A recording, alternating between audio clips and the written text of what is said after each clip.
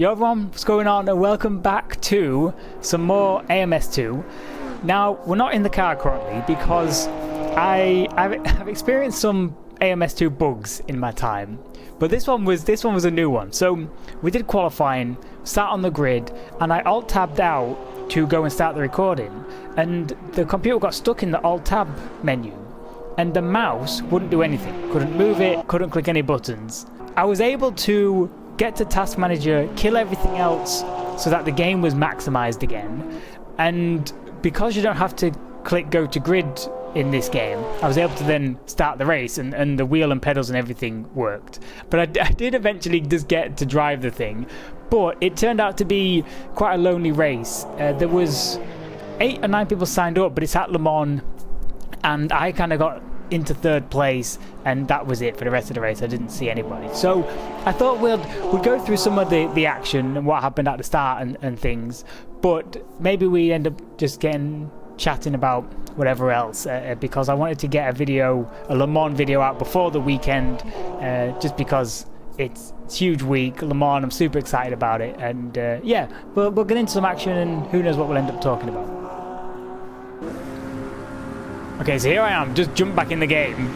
I went straight to first gear. I had to get neutral again to not jump the start. I was on like 5th in the grid, qualified 5th, just jumped everybody. Caught them on. I don't know if they was all locked out with their mouse as well. But got up to 2nd place and so nearly took out the leader. Oh my god. That was like a hectic start, almost just destroyed. I almost had to quit and leave and never take part in an RCR race ever again after that one.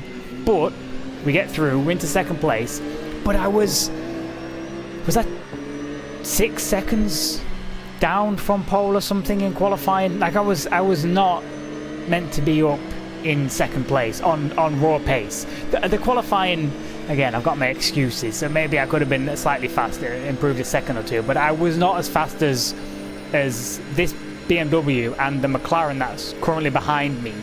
With these big straights here, if somebody is faster, they're going to get the slipstream and get past. So now the McLaren goes down that inside on the right. Obviously, we can't see the radar or anything in the replay view. He bumped me out the back there. I was trying to give him space. He was trying to give me space. It's all fair. It was a little sort of tight into that chicane, and I didn't quite fully give it up because I was just nosed ahead. But you know, now I'm just like I'm not fighting it. I know the guy's quicker, and who knows, in the ideal world maybe I can follow him and we can catch up to the BMW and fight for the win. But McLaren goes past into the 2nd chicane. I forget the name. The first one was the Daytona chicane now, I believe. This second one, can't remember it. But yeah, and this is basically the race. That's it. Thanks for watching. From here, those two disappeared. They ended up about 30 seconds down the road by the finish. It was a 25-minute race. It might still be live actually when this video goes live. Basically, RCO were doing it this week, a 24-minute race with like a bit of a day-night cycle with GT3 and GT3 Gen 2, obviously at Le Mans, to kind of celebrate the weekend.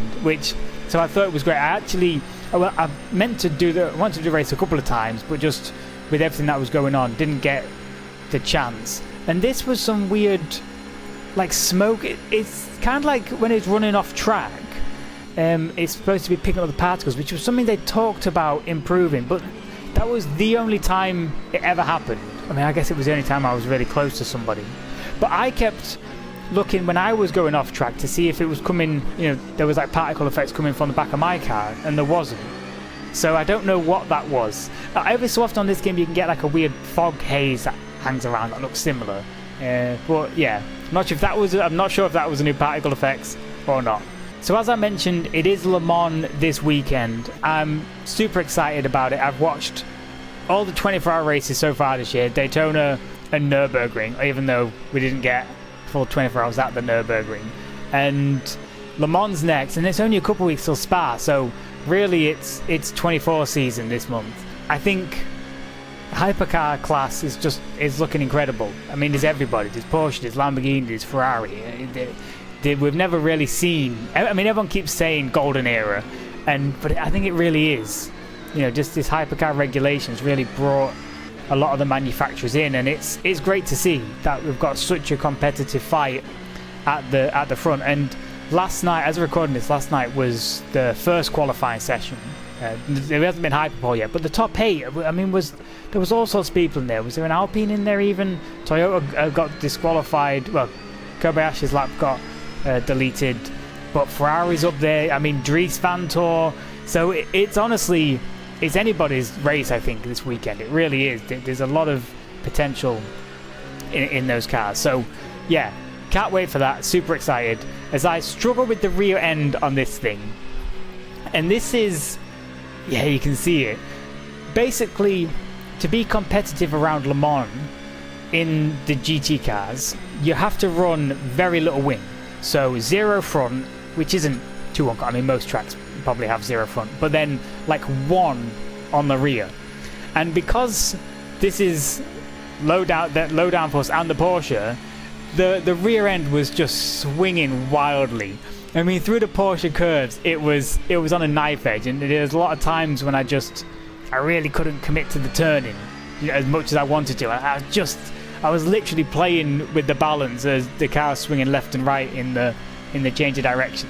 Part of that's really interesting because of the way the weight transfer feels going through them corners. But on the other end of the spectrum, you've got this, like the classic AMS2 slip angle type thing that just doesn't quite feel natural. This game does oversteer really well, but then it does that strange slip angle type stuff it's got an odd feeling about it, and I think that's why put a lot of people off this sim. But as we know, in a month or two we're going to get the 1.6 update, and as I spoke about in the last video about the blog post that they put out, they're making further improvements to the tyre model. They're looking into the fact that the game is perhaps too easy to save all those slides, you know, the really big aggressive slides you can always save and the car very rarely spins out. They're looking into that to make it feel more difficult from that perspective. So I think they're onto the right track. The Brazilian stock cars have the new, or a version of the new tyre model, and I've been playing with it quite a lot, and I really do enjoy it, especially on the front end. You feel more bite from it. The rear of those cars, there's no traction control and they're a little bit leery, so I'm really struggling to understand that. I'd like to see the tyre model on a car with traction control so we can kind of just eliminate the zero traction issue from them. I think again it's more steps in the right direction, and the game's just, it's not that far off. Honestly, through the last chicanes here, is it the 4 chicanes? Over those curbs, it just feels real. The car bounces over the curbs as you'd expect, you know, it rides just as you'd expect. It kind of doesn't unsettle the car, it doesn't crash into him like it does in ACC. It just feels completely real. And the tyre model, look at this thing. Wow, this was the worst corner. You have to be so careful on that change of direction. The rear was just ready to spin at any moment. But the tyre model just acts like a tyre model. It feels like a tyre. It feels spongy in the right places. When it wears down, you sort of feel that loss of grip. And yeah, just over here, it just feels, I can't explain it, it just feels perfect. So they're not that far off, and I'm really excited for 1.6 update in, I believe, a couple of months, maybe middle of August or something is when we'll get that. And so now we're on the final lap, and obviously, I mean, you can't even see the guys in front. They cleared off big time. But because of the drama at the start and the bug and the issue of actually getting started in the race, I didn't actually know what fuel I had. So here we are, yet another race on this game where I'm gonna potentially have fuel issues. So the guy behind me was 4.5 seconds behind, 4th place. So I had a little bit of margin, and I checked at the start of the Mulsanne straight, and I had 4.2 litres. I get to the end of it and I've got 2.4. So right now we're running at about 2 litres of fuel, and I started to get a little nervous. So I changed the fuel map into normal, and look at me, I'm like real coasting into Indianapolis. because I was just like, here we go again, yet more fuel issues. But thankfully it was okay, and I just had enough. I actually had 7 laps worth of fuel in the car, and we did exactly 7 laps. That was just by pure accident. The setup was actually from the Nürburgring. I was doing a race around there the other day, so it would just happen to be the however many litres I had for 3 laps of the Nürburgring is the same as 7 laps around here. So it did work out, but it was close. It was close again.